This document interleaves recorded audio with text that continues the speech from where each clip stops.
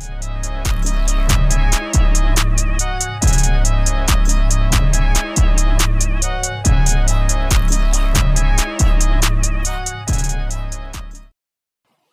عاملين ايه؟ يا رب تبقوا كويسين وكل حاجة كويسة والدنيا تمام. دي الريفيجن الخامسة بورت 5. هنشرح فيها ان شاء الله اللينير والبرنولي، وهنحل بتاع 8 أسئلة مثلا. في أسئلة خدنا فيها وقت جامد وأسئلة اتحلت على طول، بس مفيش حاجة كروتت. كل اللي هيتحل في الفيديو ده هبعتهولكوا في ورق محلول، عشان لو الكتابة اللي على التاب مش واضحة وكده معلش بقى لو في عشوائية بقى، عشان كده يعني. يلا بينا نبدأ. طيب يلا بينا نبدأ اللينير. قبل ما احل اول سؤال هفكرك بسرعة شكل المعادلة كان بيبقى عامل ازاي. طيب اللينير كان بيتحل ازاي؟ كان بيديك شكل المعادلة دي واي دي اكس بلس بي اوف اكس واي ماشي equal q اوف اكس. طيب ايه البي اوف اكس ده؟ فانكشن مش فانكشن اكس اي بار اكس، اي حاجة ممكن تحطها هنا ماشي، في الاغلب بتبقى اكسات يعني. طيب وبرضو ال q اوف اكس برضو نفس الكلام، تبقى variable in x ماشي. طيب وبعدين اول لما بيبقى شكل المعادلة بالنسبة لي شبه كده بجيب حاجة اسمها الميو. طيب ايه الميو دي؟ الميو دي بتساوي e باور انتجريشن ال p of x. يعني ايه الكلام ده؟ دي x طبعا. يعني ايه الكلام ده؟ يعني انا اول لما بلاقي شكل المعادلة اللي قدامي عامل كده، اول حاجة بتيجي في دماغي ان انا اجيب الميو. طيب ايه الميو دي؟ e باور انتجريشن ال p of x. ال p of x ده ممكن يكون واحد، فلما تعمل له انتجريشن يبقى x، فتبقى e باور x. تمام ماشي. وهنحل طبعا كام سؤال حلوين يعني على الحتة دي. طيب وبعدين بعد ما اوصل للشكل ده بحل المعادلة ازاي؟ بكتب ميو، مش بالقلم ده لأ، بكتب ميو في الواي equal انتجريشن الميو في الكيو اوف اكس دي اكس، والسؤال بيتحل بعد كده بس. طيب هفكرك ازاي كنا بنحل الكلام ده دلوقتي. طيب ده اول سؤال معانا. اول حاجة قبل ما احله انا هفصص السؤال ماشي. ده الكيو اوف اكس، ده البي اوف اكس ماشي. خلاص انا جبت شوية جيفن هتساعدني شوية. طيب ايه اللي بجيبه بعد كده؟ اول ما بلاقي شكل المعادلة دي اللينير بجيب حاجة اسمها الميو. طيب الميو بتساوي ايه؟ e باور انتجريشن البي اوف اكس. طيب اللي هو ايه؟ e باور انتجريشن الشكل ده اللي هو ايه؟ اللي هو انتجريشن 2 على اكس. طيب هو انتجريشن الاتنين على اكس كان بيساوي ايه؟ هقولك، ننزل تحت هنا نكتب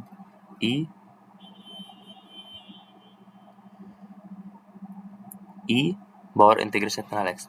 طب مش انا ممكن اسحب الاتنين دي بره الانتجريشن، هقول انها باور 2 انتجريشن اكس 1 على اكس، انا اسف 1 على اكس. طيب ماشي، انا ليه طلعت الاتنين بره؟ عشان الاتنين ثابت مش متغير، طالما ثابت هطلعه بره الانتجريشن عادي ماشي.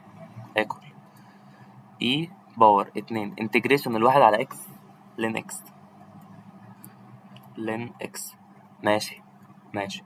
طب من خواص اللين ان انا لو في رقم جنبها اقدر اطلعه على باور الاكس هنا ماشي. يعني ايه الكلام ده؟ يعني انا دلوقتي الاتنين دي اقدر اخليها، اشيلها خالص من هنا واحطها باور على الاكس، اخليها لين اكس باور 2 ماشي. دي من خواص اللين. طب انا ليه عملت كده؟ عشان هتساعدني في السؤال، اي حاجه بعملها بتساعدني ماشي. طيب طب انا اعرف منين ان انا المفروض اعمل كده؟ من الحل الكتير. لما تحل كتير عينك هتلقط الحاجات دي على طول زي ما انا بعمل كده بالظبط. طيب هقول ايكوال e باور لين اكس سكوير. تمام. وبعدين برضو من خواص اللين ان الاي بتكنسل اللين، لو في اي باور لين بيكنسلوا بعض. يعني ايه الكلام ده؟ يعني انا مش معايا هنا اي باور لين اكس سكوير بكل سهولة هقول لك ايه، هقول لك ايكوال، اشيل الاي واشيل اللن هيتبقى لي اكس سكوير. واضحة؟ يا رب تكون واضحة. طيب هنحل 3 أسئلة بالظبط على الحوار ده دلوقتي. طيب تمام، يبقى أنا أول حاجة جبتها إيه؟ إن الميو بتساوي إكس سكوير. فضي لي بقى البورد دلوقتي، فضي لي الكلام ده كله، وقول لي إن الميو بتساوي إكس سكوير. طيب كنا بنحل الكلام ده إزاي؟ لما بتسأل المعادلة دي بتجيب الميو وبعدين بتقول ميو في ال y equal integration الميو في ال q of x dx. ماشي؟ ماشي. طيب نفضي البورد تاني.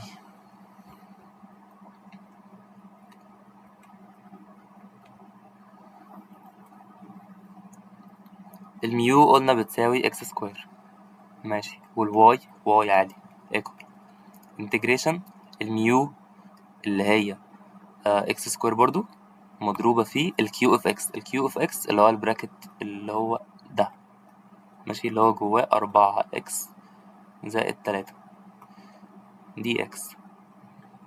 ماشي، 3 مش واضحة، 3 اهي. طيب تعالى لي تحت هنا واكتب لي المعادلة تاني واعمل انتجريشن. ماشي، هتقول لي ان اكس سكوير واي ايكوال. طب قبل ما اعمل انتجريشن مش انا ممكن اضرب الاكس دي هنا واضربها هنا، اضربها مرة في الاربعة اكس واضربها مرة في التلاتة؟ ممكن. مش ممكن، ده لازم اعمل كده. ليه؟ عشان اعرف اعمل لها انتجريشن. طب ما انت لو قدامك الشكل ده مش هتعرف تعمل له انتجريشن، لازم تبسطه. طيب لما اجي ابسطه هضرب الاكس سكوير في الاربعة اكس، هتبقى الاربعة هتنزل والاكس في اكس سكوير هتبقى اكس بار 3. ماشي، نفضي بس دي. ماشي، هتبقى 4 اكس بار 3. ماشي، زائد التلاتة لما اضربها في الاكس سكوير هتبقى 3 اكس سكوير. ماشي، انا كل ده معملتش انتجريشن، كل ده لسه دي اكس. تمام، تعالى لي تحت ويلا اعمل انتجريشن. انت بتعرف تعمل انتجريشن للشكل ده. طيب تكتب لي هنا ايه برضو اكس سكوير واي ايكوال اكس 4 اكس باور 3. الاكس اهي هتزود واحد على الباور هتبقى اكس باور 4، وهنا كان في 4 او هتقسم على الباور الجديد اللي هو 4، ف4 طاير الأربعة بقى لك واحد. ماشي، مش كده؟ او ممكن تسيبها برضو صح، بس هو الاحسن انك تشيلها، يعني طريقة بروفيشنال اكتر. ماشي، بلس 3 اكس سكوير لما تيجي تعمل لها انتجريشن هتزود واحد على الباور وتقسم على الباور الجديد، لما تزود واحد على الباور هتبقى اكس باور 3 تقسم على الباور الجديد اللي هو 3، لما تيجي تقسم على التلاتة كان في 3 اصلا، ف3 على التلاتة بنفس الطريقة هيطيروا. ماشي، بلس سي. السؤال اتحل بس. فأسئلة اللينير بتبقى دايما أسئلة في اللذيذ منه كده. طيب يلا بينا نبدأ السؤال التاني. أنا في حاجة شكلها مضايقني. إيه؟ أنا دي واي دي إكس مكانش بيبقى لازق فيها حاجة، هنا لازق فيها إكس. طب الإكس دي مضايقاني، أعمل فيها إيه؟ أروح أقسم هنا على إكس وأقسم هنا على إكس وأقسم هنا على إكس. ماشي ماشي. طيب نعمل الكلام ده إزاي؟ بكل سهولة. اكتب السؤال تاني، دي واي دي إكس إيكوال إكس إي باور إكس، هقسمها على إكس فمش مشكلة أكتبهم كلهم مرة واحدة، وهنا واي على إكس وهنا بلس 1 على إكس. طيب إكس هنا وإكس هنا طاروا مع بعض، حلو أوي، خير وبركة. ماشي، مفيش حاجة تانية تطير، مش مشكلة. طيب هكتب السؤال تاني، هكتب دي واي دي إكس إيكوال إي باور إكس ماينس واي على إكس بلس 1 على إكس. طيب في حاجة برضو شكلها مختلف عن اللينير، اللي هي إيه؟ اللي هي إن أنا كان بيبقى عندي دي واي دي إكس بلس أو ماينس حاجة لازقة في الواي، وفي بعد الإيكوال كان بيبقى الكيو أوف إكس. الكلام مش واضح بس هكتبه يعني. كان الشكل قدامي بيبقى عامل كده، دي واي دي إكس بلس بي أوف إكس، ماشي، واي إيكوال كيو أوف إكس. طيب الشكل هنا مش قدامي، قدامي مش صح. طيب هاخد النيجاتيف واي على إكس دي هوديها هناك بالبلس، وهيتبقى لي هنا الكيو أوف إكس. طيب ملحوظة بس، الكيو أوف إكس لازم تبقى إكسات بس، ما ينفعش يبقى فيها وايات. ماشي، فعشان كده نقلت الواي على الإكس دي هناك.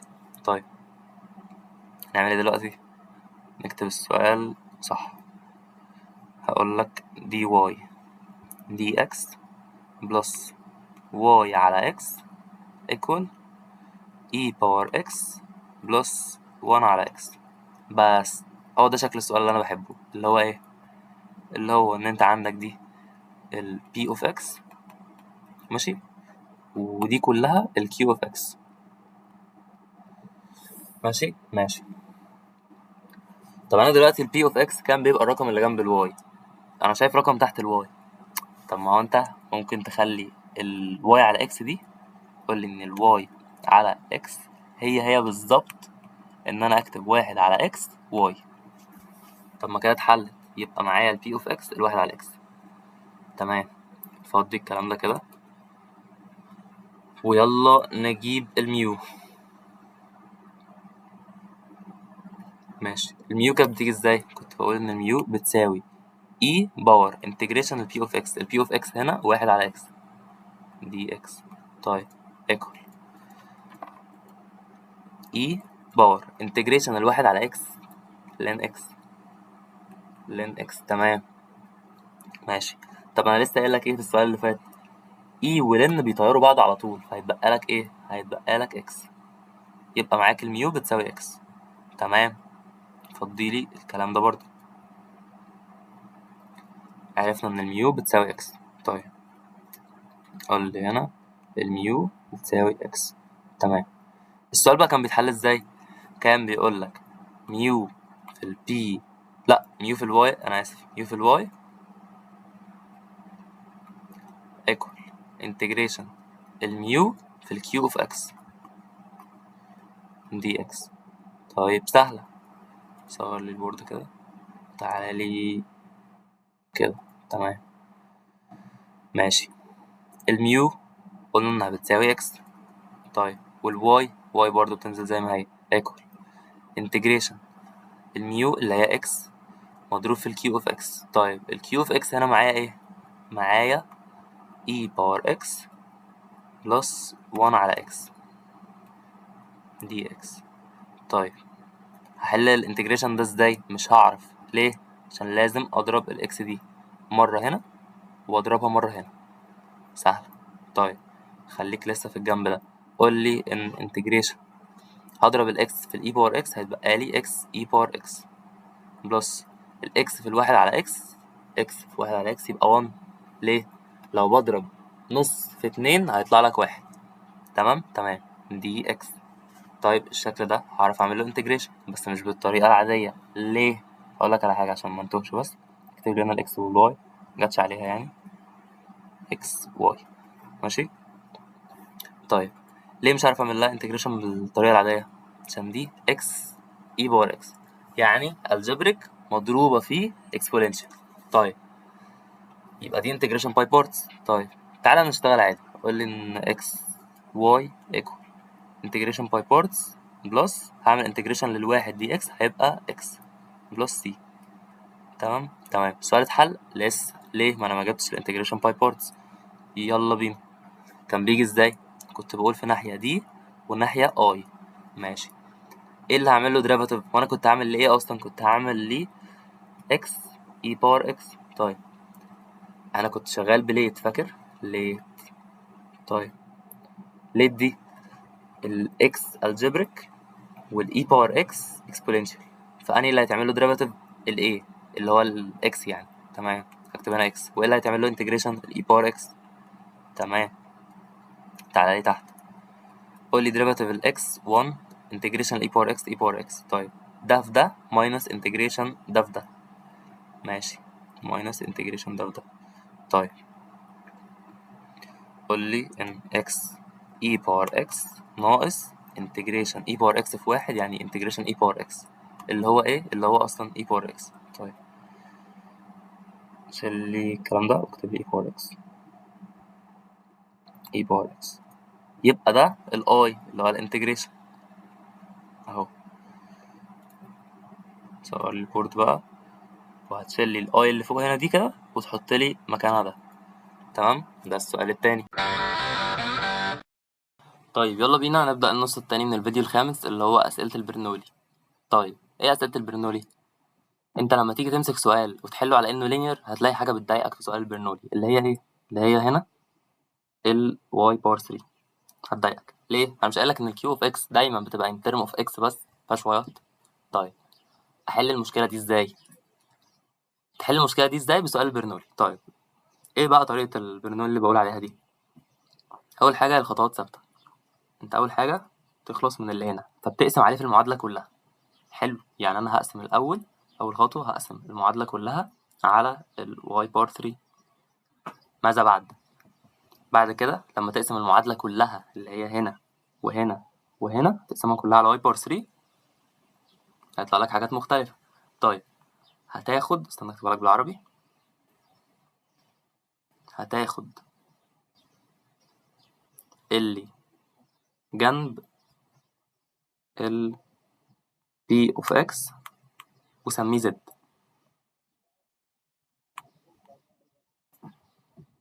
خطي وحش قوي، بس اكتبه انت. هتاخد اللي جنب ال p of x وتسميه z. طب وبعدين هنقول مثلا، تعالى نحل السؤال. طيب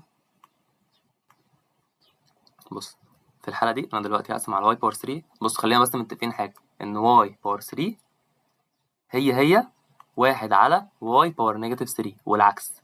ليه؟ دي طالما تحت بتاخد نيجاتيف الباور، إنما لو طلعت فوق الإشارة بتاعت الباور بيتغير. ماشي؟ ماشي. طيب يلا بينا نبدأ حل السؤال. اقسم المعادلة كلها على y باور 3. فلما تقسم على y باور 3 هتبقى لك هنا y باور نيجاتيف 3 وأنا قسمت عليها فطلعتها فوق، دي y دي x بلس واحد على x y. بس ايه بقى؟ انت y قسمتها على y باور نيجاتيف 3 هيتبقى لك y باور نيجاتيف 2. ماشي؟ ماشي. ايكوال، هنا انت خلصت من ال y باور 3 فهتكتب ال x سكوير بلس 5x. عادي جدا كده انت خلصت من ال y اللي كانت جنب ال q اوف x. طيب تفتكر اعمل ايه بعد كده؟ بعد كده قلنا هاخد اللي جنب ال p اوف x. ايه هو ال p اوف x؟ فكرني، اللي هو ده. هاخد اللي جنبه اللي هو هنا y باور نيجاتيف 2 واسميه z. ماشي. طيب قول لي هنا y باور نيجاتيف 2 يساوي z. ماذا بعد؟ اعمل ديريفاتيف لدي بالنسبة لإكس واعمل ديريفاتيف لدي بالنسبة لإكس. طيب لما أعمل لهم ديريفاتيف بالنسبة لإكس هنزل الباور وأنقص واحد من الباور نيجاتيف 3 ايكوال. لأ مش ايكوال، أنا كده استعجلت. أنا قلت بعمل ديريفاتيف بالنسبة لإكس فهكتب دي واي دي إكس. ماشي؟ ماشي. ايكوال لما أعمل ديريفاتيف للزد هيبقى دي زد دي إكس. حلو الكلام؟ إن شاء الله يكون حلو الكلام. طيب وصلت للشكل ده، عايز اعمل ايه دلوقتي؟ هتلاقي دايما رقم مضروب في الفاكتور ده كله. الرقم ده اللي هو -2 هتوديه هناك بالديفايد، او هتقسم هناك على -2 يعني. ماشي. لما اعمل كده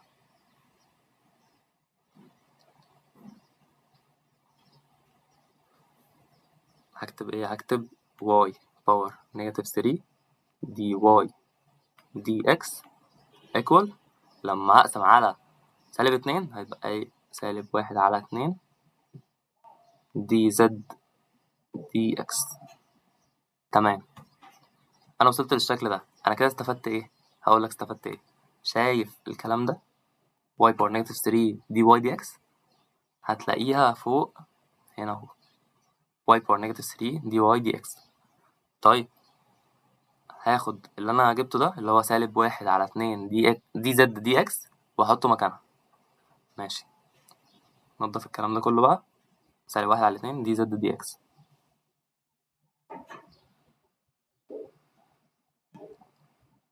ماشي.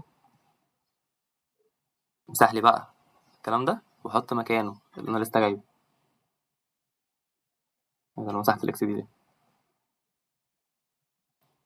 ماشي. هحط مكانه -1 على 2 دي z دي x. حلو الكلام؟ حلو الكلام. طيب الزد اللي انا مسحتها اللي انا كنت واخدها تعويضه، مش انا كنت قايل لك خد اللي جنب ال p of x اللي هو y باور نيجاتيف 2 صح؟ انا لسه قايل لك كده ومسحتها من شويه اهي. الواي باور نيجاتيف 2 اهي فوق، شيلها وحط مكانها زد. تمام، شيلها وحط مكانها زد. طيب ماذا بعد؟ انت كده خليتها بدل ما كانت اكس وواي خليتها زد واكس. طيب انا عملت كده ليه؟ عشان اخلص من المشكله اللي كانت معايا في الاول. طيب ده شكل اللينير معايا، بس في حاجه لسه صغيره خالص مش مخليها شكلها لينير، اللي هي ايه؟ اللي هي السالب نص اللي مضروب هنا ده. انا كنت قايل لك ان دي حاجه دي اكس دايما بيبقى لوحده، ما ينفعش يبقى معاه حاجه. طيب اخلص من المشكله دي ازاي؟ اقسم على سالب نص في المعادله كلها، او اضرب في سالب 2 في المعادله كلها. طيب يلا بينا نضرب في سالب 2. لما اضرب في سالب 2 هيبقى دي زد دي اكس بلس، لما اضرب دي في سالب 2 هيبقى سالب 2 على اكس، دي 2 مش زد. تمام، سالب 2 على اكس زد بيساوي اكس سكوير بلس 5 اكس. مبروك عليك، ده شكل اللينير اللي انت بتعرف تحله. طيب يا عم خير وبركة. ماشي، لا انا نسيت حاجة. انا المفروض كنت اضرب هناك برضو في سالب 2 هنا، كويس انا خدت بالي، مضروبة فيه سالب 2. طيب اكتبها برضو بشكل احسن، ثواني. اقول سالب 2 افتح براكت وجواه اكس سكوير بلس 5 اكس. تمام، وبعدين ده شكل اللينير اللي انا بعرف احله. طيب شكل اللينير اللي كنت بعرفه لما بشوف سؤال لينير، بقول ان ده p of x وبقول ان ده q of x، وكنت بجيب الميو. طيب حلو الكلام، انا عملته ده، حلو الكلام. هاتلي الميو. طب الميو كانت بتساوي ايه؟ كانت بتساوي e باور انتجريشن البي اوف اكس. البي اوف اكس هنا كام؟ سالب 2 على اكس. طيب ما انا ممكن اسحب السالب 2 دي بره الانتجريشن اهي، السالب 2 دي طلعها بره الانتجريشن عشان هي ثابت، واحط مكانها واحد. تمام، مش انا عارف ان انتجريشن الواحد على اكس لين اكس؟ طيب شيل لي علامة الانتجريشن شيل لي الواحد على اكس وحط لي مكانها لين اكس. لين اكس. طيب مش انا قلت لك ان من خواص اللين ان لو في رقم جنبها بتطلعه على الباور عادي؟ اه. طيب السالب 2 دي هطلعها على باور الاكس. تمام، شيل لي السالب 2 من هنا واحطها على باور الاكس سالب 2. طيب مش انا قلت لك برضو ان لو في اي باور لين او لين باور اي بيروحوا مع بعض وبيتبقى الزاويه بس اللي جوه اللين؟ صح. طيب شيل الكلام ده كله وحط لي الاكس باور نيجاتيف 2. مبروك عليك، جبت الميو. طيب اكتب لي بقى برضو هنا البي اوف اكس. بي اوف اكس بتساوي سالب 2 على اكس. تمام، وجيب لي الكيو اوف اكس. كيو اوف اكس بتساوي سالب 2 مضروب في البراكت ده اللي هو اكس سكوير بلس 5 اكس، دي 2 برضو مش زد. ماشي ماشي. السؤال ده كان بيتحل ازاي؟ كنت بقول لك ان اكس لا واي في الميو بتساوي انتجريشن الميو في الكيو اوف اكس، صح؟ بس انا هنا مش شغال اكس وواي، انا هنا شغال اكس وزد. طيب ايه اللي اعمله دلوقتي؟ اكتب لي شكل المعادله اللي هو زد في ميو بيساوي انتجريشن ميو في الكيو اوف اكس دي اكس. تمام تمام. يلا نعوض بالحاجات اللي احنا عارفينها.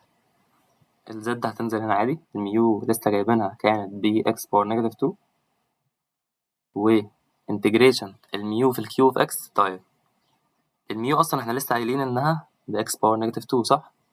شيلها من هنا كده واكتب لي اكس باور نيجاتيف 2، والكيو اوف اكس احنا لسه جايبينها،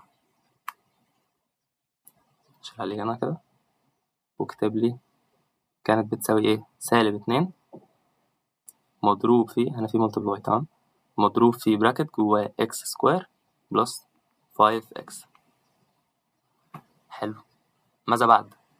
طيب ممكن اسحب السالب 2 دي بره الانتجريشن، السالب 2 دي اطلعها بره الانتجريشن. طيب تعالى نطلعها بره الانتجريشن امسحها من هنا واحطها لي بره هنا -2. ماشي. احل الانتجريشن ده ازاي؟ هعرف احله بس ازاي؟ لازم اعمل حاجه، اضرب الاكس باور -2 دي مره هنا ومره هنا. ماشي. طب يلا بينا نعمل الكلام ده. نكتب السؤال تاني تحت. السؤال كان بيقول x باور -2 في الزد بيساوي انتجريشن، لا كان في -2، -2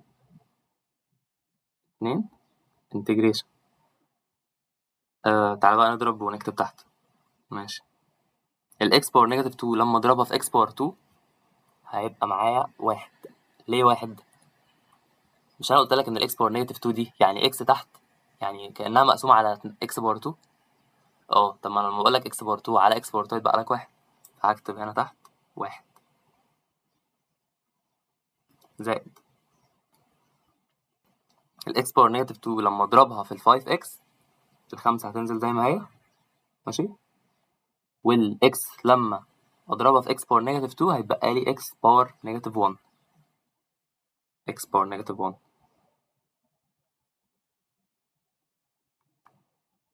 طيب مش انا قايل لك ان الاكس باور -1 دي هي الواحد على x؟ شيلها لي كده واحط لي 1 على x. انا كل ده ما عملتش انتجريشن، انا كل ده بظبط شكلها. تمام. ماذا بعد؟ اعمل انتجريشن خلاص. طيب اكتب لي السؤال تاني. تقول لي x باور -2 z ايكوال -2 زي ما هي، والانتجريشن حطه في براكت. طيب انتجريشن الواحد x بلس 5 انتجريشن الواحد على x لن x بلس c.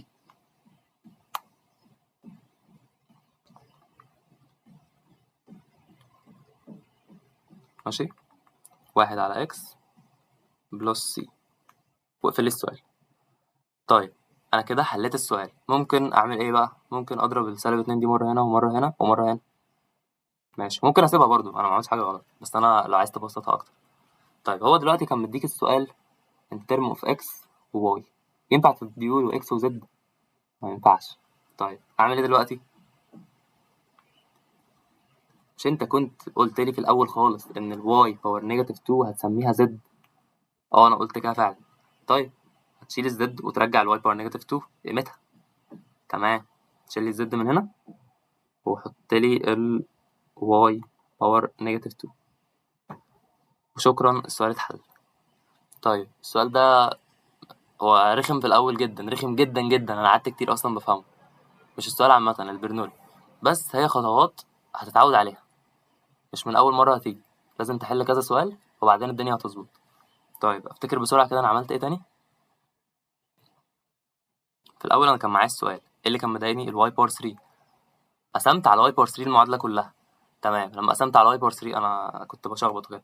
لما قسمت على واي باور 3 المعادله كلها، كل المعادله بقى فيها وايات. طيب عملت ايه دلوقتي؟ سميت اللي جنب البي اوف اكس سميته زد.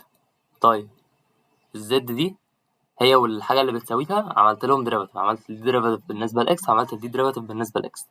طيب الرقم اللي جنب الحته اللي فيها دي واي دي اكس، ماشي، بوديه الناحيه التانية عشان يبقى شكلها زي الحته دي في السؤال يعني. وبعدين السؤال هيبقى معاك in term of z بس. وبعدين وانت بتكتب السؤال تاني هتشيل التعويضه بقى اللي انت كنت واخدها وترجعها z. تمام. لما ترجعها z السؤال بقى معاك in term of z بس زي ما انا عملت هنا. طيب بقى معاك اهو in term of z. وبعدين طلع بقى ال p of x، طلع ال q of x، طلع الميو. ماشي. واكتب لي القانون عادي. انا كنت بكتب واشخبط فعشان كده شرحي مش هتلاقوه. فهتكتب القانون عادي، بس خد بالك مش x و y، لا انت دلوقتي شغال x و z. بعد ما تخلص السؤال خالص خالص وخلصت، شيل لي الزد وحط مكانها قيمتها اللي هي in term of y. ماشي. يا رب تكون واضحه وما كنتش لخبطتكم بالكلام اللي قلت بقي ده دلوقتي. هنحل ده سؤال، هحل 4 اسئله كمان برنولي. ماشي. فان شاء الله الفكره هتظبط، وهبعت لكم الاسئله دي برضو محلوله على ورق، ما كنتش بشخبط في الورق. ماشي. طيب يلا بينا نبدأ السؤال التالت. السؤال التالت برضه برنولي. عرفت منين؟ معاك في الكيو اوف اكس وايات، فعندك مشكلة هنا. طيب بنحل المشكلة دي ازاي؟ قلنا بنقسم على الوايات اللي في الكيو اوف اكس، بس برضه يعني خلي عينك شوافة كده. انت معاك اكس هنا برضه مضايقاك، ماشي؟ فانت ممكن تقسم المعادلة كلها على اكس واي باور 2 اكس واي سكوير.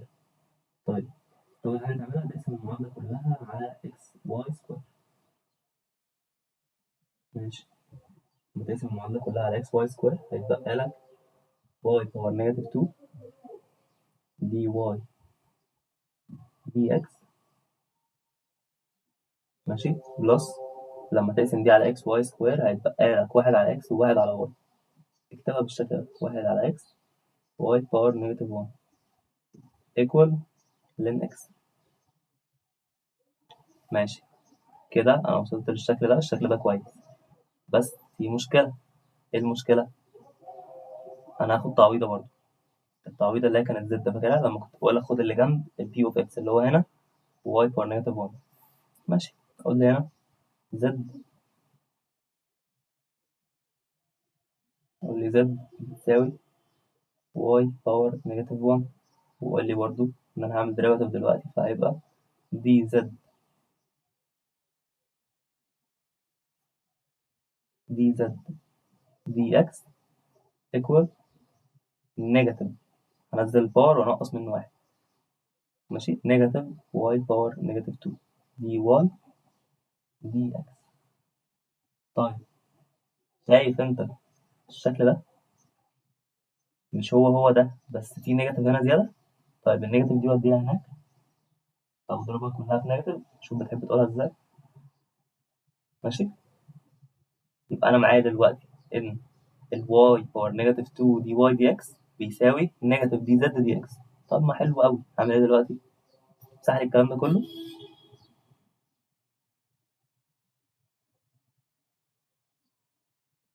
واكتب لي مكان الواي باور نيجاتيف 2 دي واي دي اكس، اكتب لي مكانها النيجاتيف دي زد دي اكس. طيب امسحها من هنا كده اهو، ما امسحش ليه؟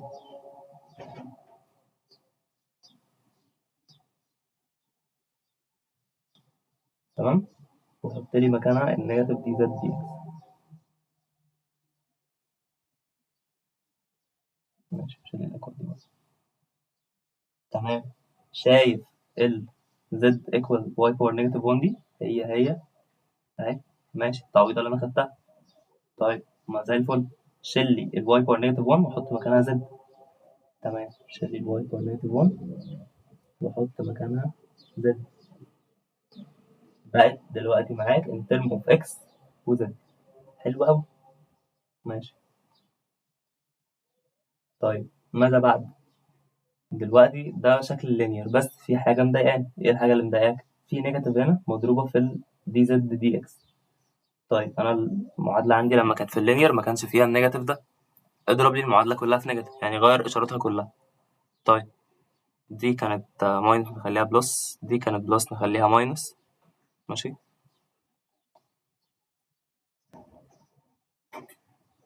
تمام، دي كانت لين اكس هنخليها نيجاتيف لين اكس، ماشي؟ ماشي. طيب دلوقتي وصلت معاك لشكل اللينير. طيب كنا بنجيب ايه لما بنحل اللينير اصلا؟ كنا بنجيب البي اوف اكس والكيو اوف اكس. طيب دي البي اوف اكس ودي الكيو اوف اكس، ماشي؟ ماشي. طيب الميو كانت بتساوي ايه؟ الميو كانت بتساوي اي باور انتجريشن البي اوف اكس. طيب انتجريشن البي اوف اكس، طب البي اوف اكس ده اصلا بيساوي ايه؟ نيجاتيف واحد على اكس. طب ما تسيب لي النيجاتيف بره واعمل لي انتجريشن لواحد على اكس. حلو، ماشي. هقول لك ان اي باور مش انتجريشن لواحد على اكس بلين اكس، صح؟ ماشي، يبقى سيب لي النيجاتيف اللي كانت بره هنا عادي واكتب لي اللين اكس. طيب مش انا قلت لك ان خواص اللين انها بتجيب الرقم اللي جنبها في الباور؟ ماشي، ما هي جنبها نيجاتيف 1 عشان هنا في سالب، فالنيجاتيف ده هطلعه فوق في باور الاكس، ماشي؟ ماشي، فبقت اي باور لين اكس باور نيجاتيف 1. تمام، مش قلت لك برضو ان طالما في اي ولين بيروحوا مع بعض؟ تمام، يبقى هيطلع معاك في الاخر باكس باور نيجاتيف 1. حلو، حلو. عرفت دلوقتي معايا ان الميو بتساوي اكس باور نيجاتيف 1. تضيف بقى الكلام ده كله كده واكتب لي ان ميو بتساوي اكس باور نيجاتيف 1. تمام. وبعدين كنا بنحل السؤال ده ان احنا بنكتب ايه؟ كنا بنكتب ميو في زد بتساوي انتجريشن ال كيو اوف اكس في الميو دي اكس. تمام. شيل لي الميو وحط لي الاكس باور نيجاتيف 1 اللي انت لسه جايبها، اكس باور نيجاتيف 1. طيب شيل لي الميو اللي هنا برضو وحط لي مكانها اكس باور نيجاتيف 1 او 1 على اكس، مش فارقه، حط لي 1 على اكس، 1 على اكس. طيب شيل لي الكيو اوف اكس وحط قيمتها. احنا قلنا ان الكيو اوف اكس بكام؟ كيو اوف اكس بنيجاتيف لين اكس. تمام. سيب لي النيجاتيف بره وحط لي هنا اللين اكس، لين اكس، حطها لي في براكت. تمام. وصلت للشكل ده. تعرف تعمل الكلام ده انتجريشن؟ ركز كويس. اعرف. ليه؟ مش انا لو معايا براكت ممكن اعمل له انتجريشن بشرط ان الديريفاتيف بتاعه يكون بره؟ مش فاكر قلت كده ولا لا في اول محاضره، بس بقول لك اهو دلوقتي.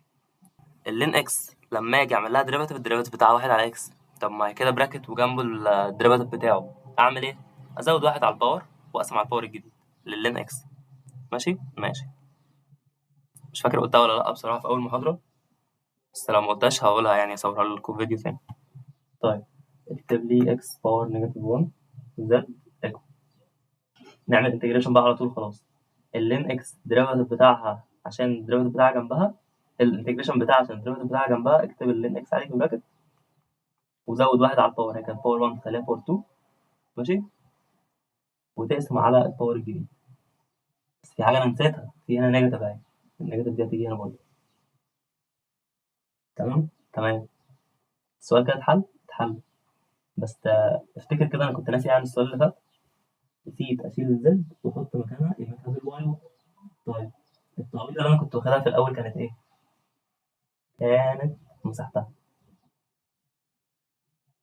وربنا ما فاكر. طب دي اوقف.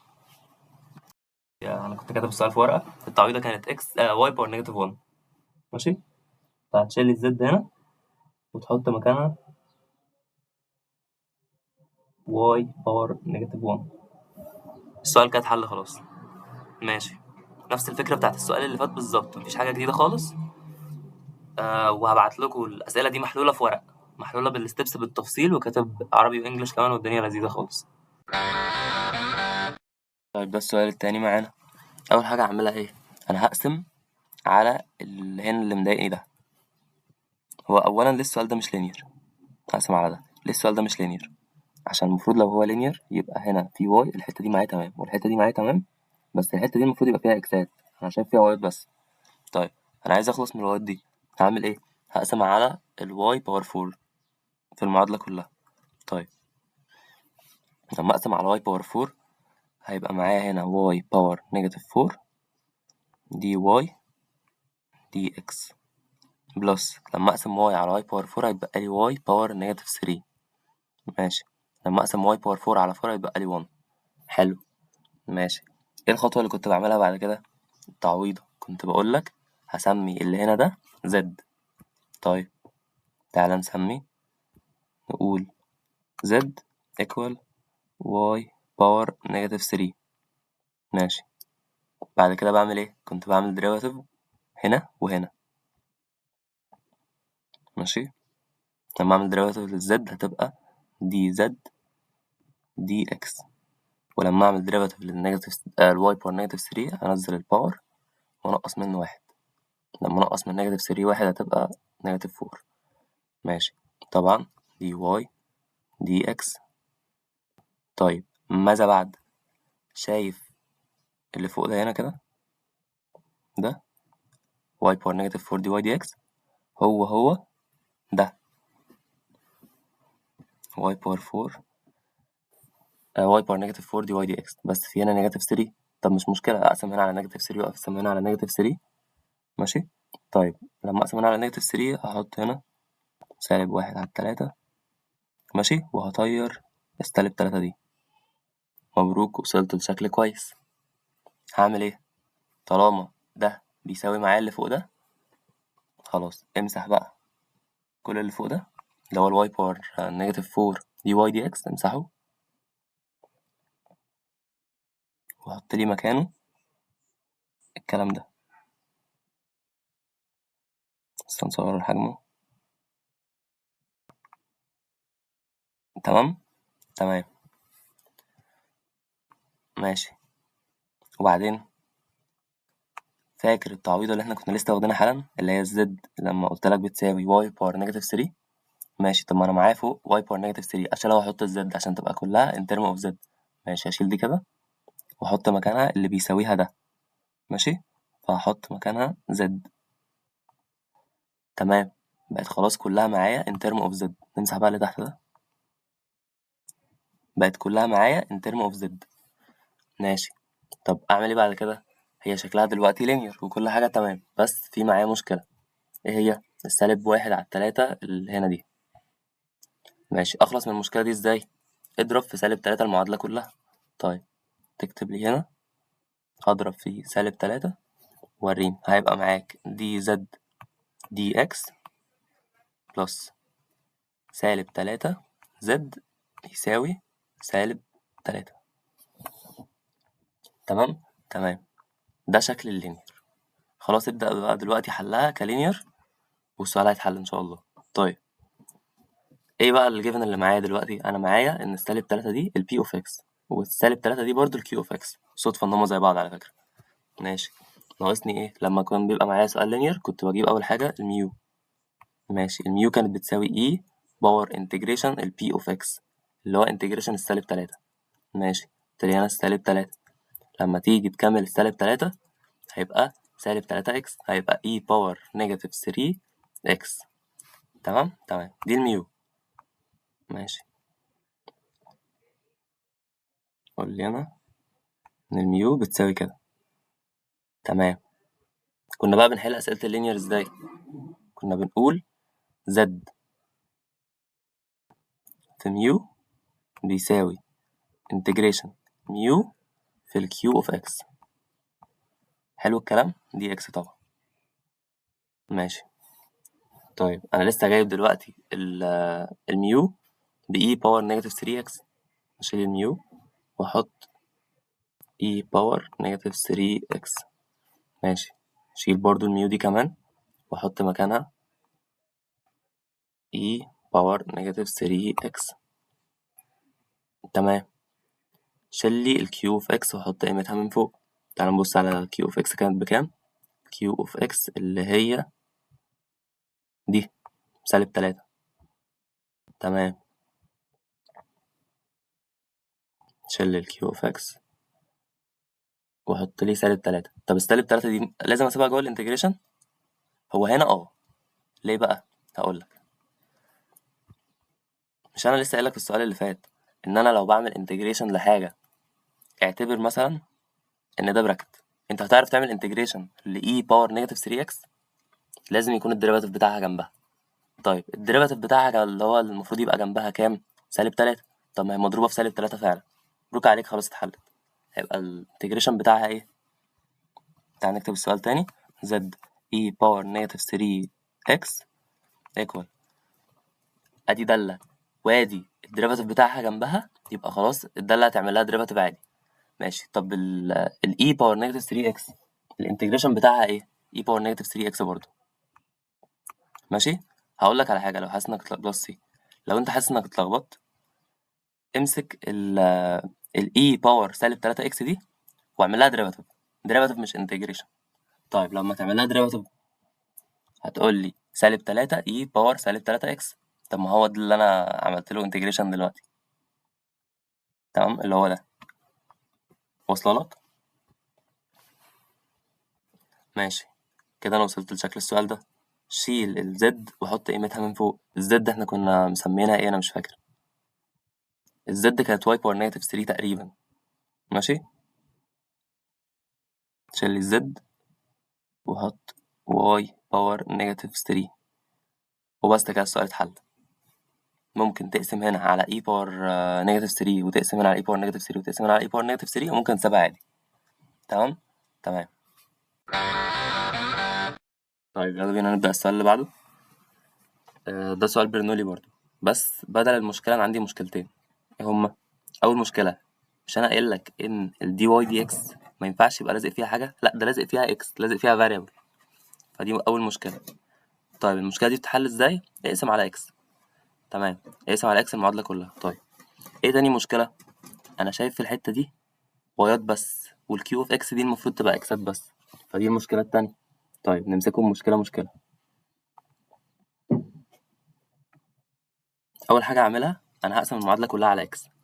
طيب لما أقسمها كلها على x هيتبقى لي هنا dy dx، ماشي، بلس 1 على x y، ماشي. ممكن أكتبها كده، ممكن أكتبها y على x، بس كده أحسن عشان أبقى شايف ال p of x كويس.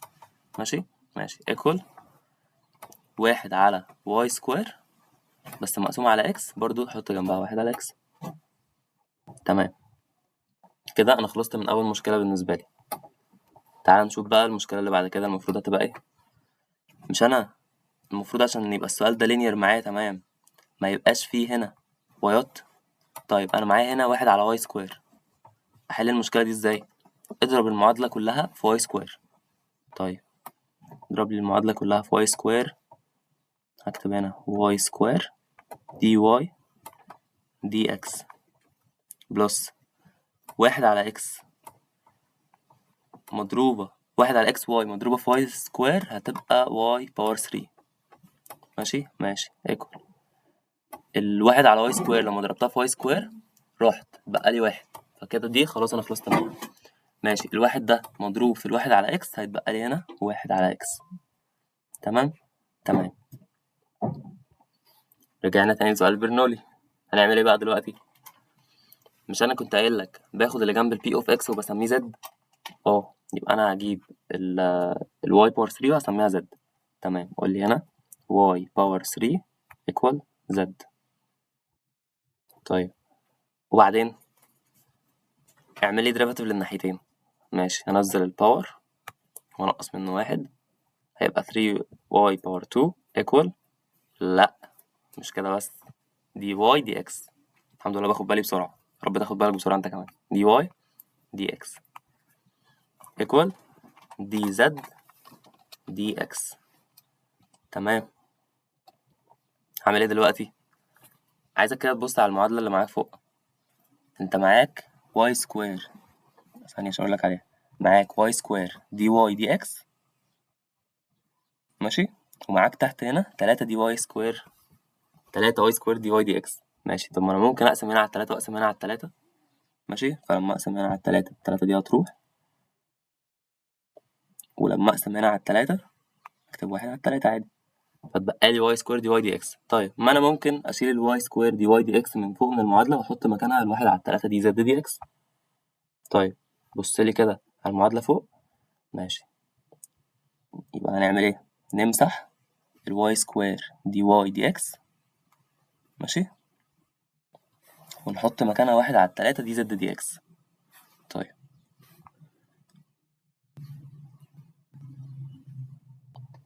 1 على 3 دي زد دي اكس. ماشي، مفيش هنا نيجاتيف ولا مفيش؟ صح، ماشي، وصلت للشكل ده. طيب فاكر التعويضة اللي أنا لسه واخدها اللي هي y باور 3 بتساوي z؟ طب ما هي عندي فوق في المعادلة y باور 3، شيلها وحط الزد. تمام، شيل ال y باور 3 وحط مكانها z. طيب مبروك، السؤال بقى معاك in term of z و x بس مبقاش فيه وايات. طيب يا عم زي العسل، هعمل ايه دلوقتي؟ دلوقتي أنا معايا مشكلة عشان يعني شكلها لينير، بس في مشكلة بسيطة. ايه هي؟ الواحد على 3 دي أخلص منها ازاي؟ اضرب المعادلة كلها في 3 بكل بساطة. طيب استنوا أكتب تحت، لما أضرب المعادلة كلها في 3 هيبقى معايا هنا دي زد دي إكس، وده اللي أنا كنت عايز أعمله، بلس 3 على إكس زد إيكوال 3 على إكس. طب أنا السؤال خلاص اتعامل معايا، يعني خلاص انا شايف ده بقى لينير قدامي. طيب الدنيا بقى هعمل ايه دلوقتي؟ طلع البي اوف اكس، طلع الكيو اوف اكس، طلع الميو. ماشي، او هات الميو مش طلعها. قول لي انا دلوقتي ان الكيو اوف اكس بيساوي 3 على اكس،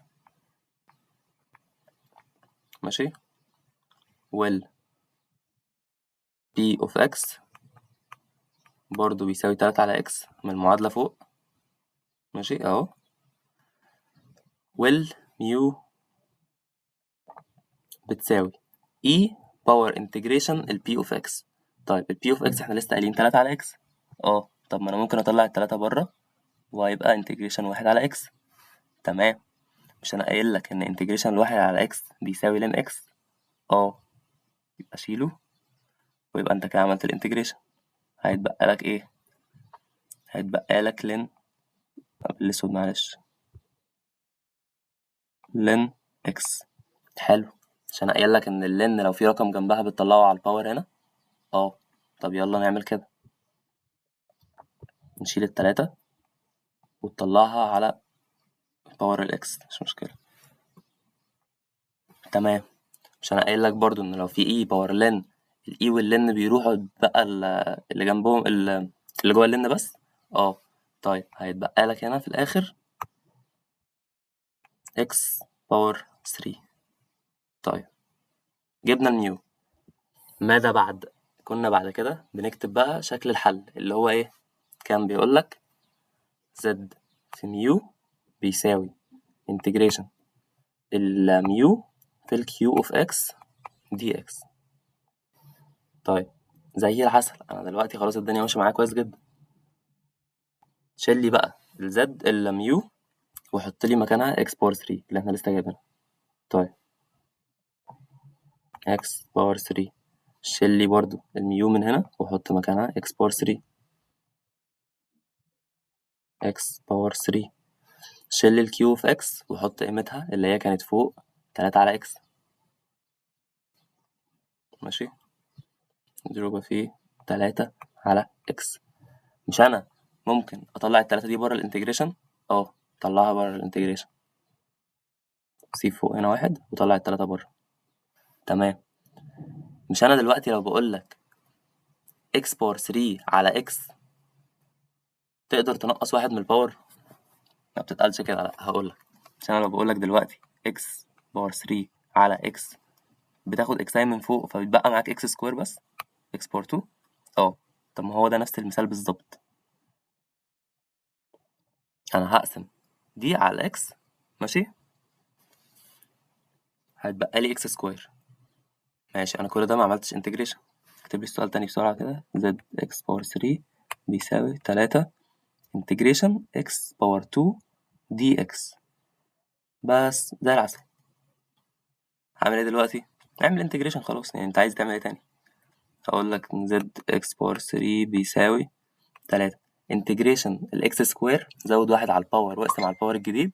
لما تزود واحد على الباور تبقى باور 3 وتقسم على الباور الجديدة تقسم على التلاتة، ماشي، فالتلاتة دي راحت مع التلاتة دي، ماشي زي الفل. هيتبقى لك اكس باور 3 بس ايه، متنساش البلس سي. طيب السؤال اتحل بس في حاجة لو ما عملتهاش ممكن تنقص عليها، اللي هي ايه؟ انك تشيل الزد وتحط قيمتها اللي احنا كنا حاطينها في الاول.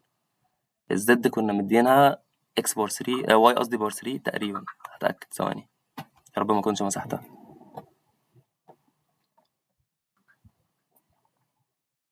مسحتها، بس هي الزد كانت بواي باور 3 غالبا، ماشي. بس السؤال كده اتحل. طيب يلا بينا نحل السؤال الخامس، وان شاء الله السؤال ده يثبت الفكرة وخلاص. طيب اول حاجه انا بعملها وانا بحل سؤال برنولي، انا ببص على المشكله اللي عندي عشان لو مفيش مشكله يبقى لينير. بس هو هنا في مشكله. ايه المشكله؟ انا هنا معادي واي دي اكس ما عنديش فيها مشكله، تمام. هنا رقم او حاجه لازق فيها واي ما عنديش مشكله برضه. هنا اكس وواي، لا هنا بقى العك. طيب انا ايه المشكله اللي انا شايفها دلوقتي؟ ان في وايات. طيب اعمل ايه؟ اقسم على الوايات اللي موجوده في المعادله كلها. تمام، لما اقسم على الوايات اللي موجوده، هنا الواي الموجوده واي باور نص اللي هي روت واي، ماشي، بس خلينا ماشيين بيها واي باور نص. هقسم على واي باور نص هيتبقى لي واي باور سالب نص. ممكن اكتب بالاسود. هيتبقى لي واي باور سالب نص دي واي دي اكس. ماشي، ماينس لما اقسم واي على واي باور نص هيتبقى لي واي باور نص. هيتبقى لي واي باور نص. تمام. الاكس واي باور نص لما اقسمها على واي باور نص هيتبقى لي اكس بس. طيب ماذا بعد ما كنت بعمل الخطوة دي كلها كنت بعمل ايه؟ يا رب تكونوا حفظتوا. كنت باخد التعويضة. طيب ايه التعويضة؟ باخد اللي جنب البي اوف اكس. طيب ده البي اوف اكس، باخد اللي جنبه بسميه زد اللي هو واي باور نص. تمام. انزل لي تحت هنا كده واكتب لي ان زد بتساوي واي باور نص. ماشي، كنت بعمل ايه بعد كده؟ كنت بعمل ديريفاتيف هنا وبعمل ديريفاتيف هنا. طيب ديريفاتيف الزد دي زد دي اكس تساوي، هعمل ديريفاتيف للواي باور نص، هنزل الباور اللي هو نص واكتب الواي وانقص واحد من الباور. واحد نص في الباور، نص ناقص واحد هيبقى لي سالب نص. تمام. دي واي دي اكس. ماشي، ايه المشاكل اللي قلتها دي؟ مش مشكلة. طيب انا شايف دلوقتي بقى في فوق هنا ايه؟ واي باور سالب نص دي واي دي اكس، وهنا برضو في واي باور سالب نص دي واي دي اكس. بس في مشكلة هنا معايا النص ده. طيب يا عم اضرب المعادلة كلها في اتنين هنا وهنا. ماشي، لما اضربها كلها في اتنين النص ده هيطير. ماشي، وهيتضرب هنا اتنين. طيب يبقى انا دلوقتي حقي ان انا اشيل اللي فوق ده واحط مكانه اتنين دي زد دي اكس. ماشي، مع عشان ده هو ده. طيب فهنعمل ايه دلوقتي؟ فضي لي بقى الكلام ده كله وحط لي اتنين زد، اتنين دي زد دي اكس. ماشي، شيل كل ده من فوق وحط لي اتنين دي زد دي اكس. ماشي، بص انا هنا كاتب ان الزد بتساوي واي باور نص. خلاص احفظ بقى ان انا كتبت الزد تعويضة بواي باور نص. تعالى بقى نكتبها فوق في المعادلة. عندك هنا واي باور نص، شيلها حط زد. ماشي، حط زد. مبروك عليك، المعادلة بقت ان ترم اوف اكس وزد بس. ماشي، يعني ده شكل اللينير، بس في حاجة بسيطة خالص. ايه هي؟ رقم اللي هو الاتنين ده. انتوا مش شايفين تمام؟ اللي هو الاتنين دي مضايقاني. هعمل ايه؟ هقسم على المعادلة كلها على اتنين. طيب والمشكلة هتكون اتحلت. ماشي، لما اقسم المعادلة كلها على اتنين هيبقى معايا ايه؟ هيبقى معايا دي زد دي اكس ناقص زد بتساوي نص اكس او اكس على الاتنين. ليه؟ عشان أنا قسمت المعادلة كلها على اتنين. طيب مبروك عليك، انا وصلت لشكل اللينير. طيب اول ما اشوف شكل اللينير بعمل ايه؟ 3 حاجات. بطلع البي اوف اكس، بطلع الكيو اوف اكس، بجيب الميو. ماشي. طيب البي اوف اكس كان بيبقى ايه؟ كان بيبقى اللي هنا.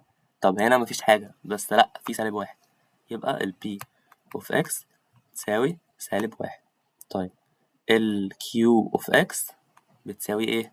الكلام اللي هنا ده اللي هو النص، نص اكس، مش النص بس، نص اكس. تمام. ماذا بعد؟ بجيب الميو. ماشي، الميو كانت بتساوي اي باور انتجريشن البي اوف اكس. البي اوف اكس بسالب واحد يبقى انتجريشن سالب واحد بسالب اكس. ماشي، يبقى اي باور سالب اكس. ماشي، انا جبت الميو. وبعدين نكتب بقى الحل بتاع معادلة اللينير اللي هو بيبقى ايه؟ اللي هو بيبقى ميو في الزد بيساوي انتجريشن الميو في الكيو اوف اكس دي اكس. تمام. يلا نعوض بالحاجة اللي معانا. الزد الميو قصدي احنا لسه جايبينها بكام؟ الميو لسه جايبينها ب e باور نيجاتيف اكس. ماشي، شيل الميو وحط لي e باور نيجاتيف اكس. شيل الميو وحط لي e باور نيجاتيف اكس. تمام. شيل الكيو اوف اكس وحط قيمتها. الكيو اوف اكس كانت بايه؟ نطلع نشوف دلوقتي بس نشيلها الاول.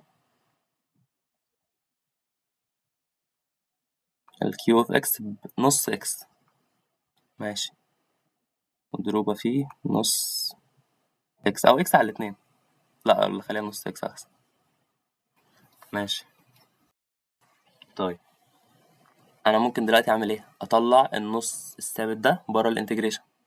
ماشي، يبقى امسحه من هنا واطلعه بره الانتجريشن النص. ماشي، اتبقى لي جوه الانتجريشن ايه بقى؟ اي باور نيجاتيف اكس مضروبه في اكس. بتعرف تعمل لها انتجريشن؟ لا. ليه؟ عشان دي حاجتين مضروبين في بعض وانت مش هتعرف تعمل لهم انتجريشن. طب واحده فيهم ديريفاتيف التانيه؟ لا. طيب ايه الحل؟ انتجريشن باي بارتس. ماشي، هتعمل انتجريشن باي بارتس. كان بيتعمل ازاي؟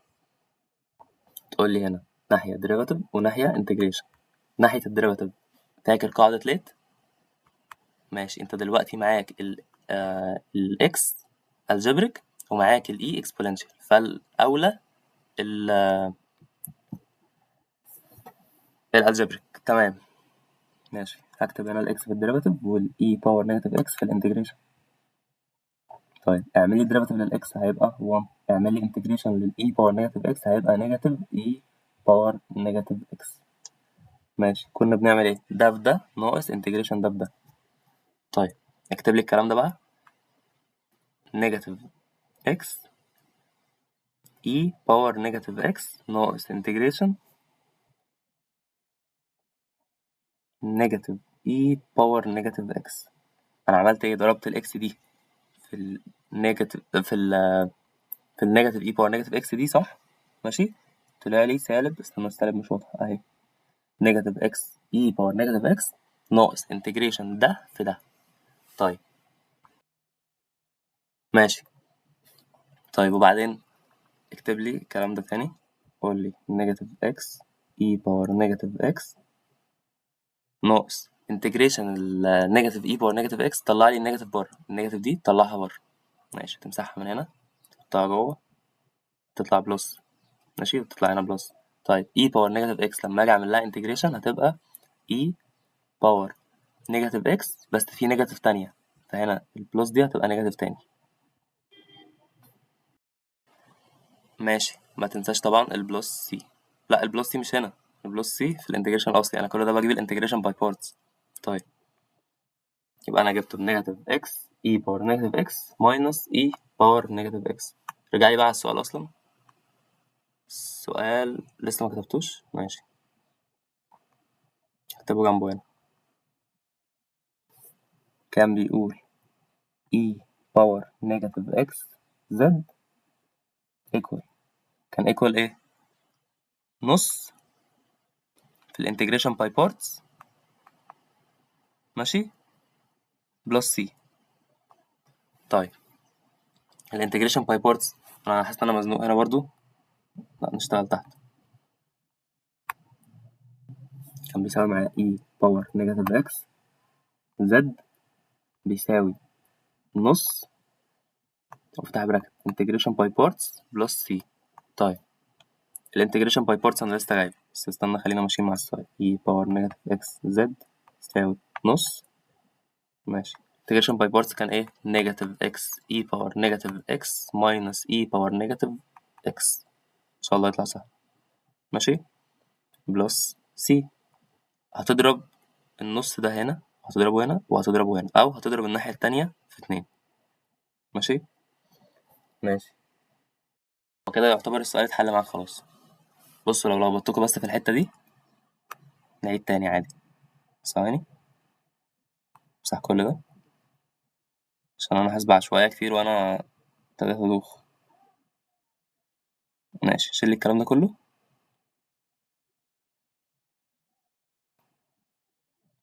واكتب دي كمان برضو من الاول. انا كان معايا ايه؟ استنى نزوم اكتر. كان معايا e باور نيجاتيف اكس زد بيساوي انتجريشن e باور نيجاتيف اكس مضروبة في نص اكس. عملت ايه؟ طلعت النص بره الانتجريشن. ماشي. يبقى الاكس هتفضل هنا عادي والنص هيطلع بره. طيب جيت احل السؤال معرفتش اعمل انتجريشن للكلام ده، فعملتها انتجريشن باي بارتس التجزئة. طيب اكتب السؤال تاني عادي، e باور نيجاتيف اكس زد بيساوي نص وافتح براكت الاي اللي هو الانتجريشن بالتجزئة اللي انا لسه هعمله، ماشي، بلس سي زائد ثابت. السؤال كده اتحل، بس لا ما اتحلش ليه؟ عشان ما جبتش الانتجريشن باي بارتس، لسه جايبه من شويه هناك. تعالوا نجيبه تاني. انا عايز اعمل انتجريشن لايه؟ لنيجاتيف، لا لاي باور نيجاتيف اكس، معلش، اي باور نيجاتيف اكس مضروب في اكس. طيب ناحيه هعمل لها ديريفاتيف وناحيه هعمل لها انتجريشن. ايه اللي هعمله ديريفاتيف؟ الاكس، وايه اللي هعمله انتجريشن؟ الاي باور نيجاتيف اكس بقاعده ليت. طيب قول لي هنا دي وقول لي هنا اي. ايه اللي هتعمله ديريفاتيف؟ الاكس. ايه اللي هتعمله انتجريشن؟ الاي باور نيجاتيف اكس. طيب اعمل لهم يلا ديريفاتيف وانتجريشن. دي لما تعملها ديريفاتيف تبقى 1، دي لما تعملها ديريفاتيف هتبقى نيجاتيف اي باور نيجاتيف اكس. ماشي. كنت بعمل ايه؟ بضرب ده في ده ناقص انتجريشن ده في ده. ماشي. يبقى الحل هيبقى معايا هنا اهو، الاي بيساوي، شايف النيجاتيف دي اكتبها نيجاتيف اكس اي باور نيجاتيف اكس، ماشي، ناقص انتجريشن ده في ده، ماشي. طيب يعني ناقص ايه؟ ناقص، مش بالقلم ده، لا، ناقص انتجريشن النيجاتيف اي باور نيجاتيف اكس في واحد، مش مشكلة. طيب ما انا ممكن اسحب النيجاتيف ده بره الانتجريشن، النيجاتيف ده. طيب لما اسحبه بره الانتجريشن هيتضرب في النيجاتيف اللي بره اللي هو ده، ماشي، فهيروح ده خلاص. طيب يلا نعمل انتجريشن لاي باور نيجاتيف اكس. ماشي، انتجريشن لاي باور نيجاتيف اكس نيجاتيف اي باور نيجاتيف اكس. ماشي، يبقى شيله واكتب نيجاتيف اي باور نيجاتيف اكس. طيب نيجاتيف وبوزيتيف، البوزيتيف دي هتروح، ماشي، فهيتبقى معاك نيجاتيف اهو، نيجاتيف اكس اي باور نيجاتيف اكس ماينس اي باور نيجاتيف اكس. بس ده كده الاي اللي هو الانتجريشن باي بارتس.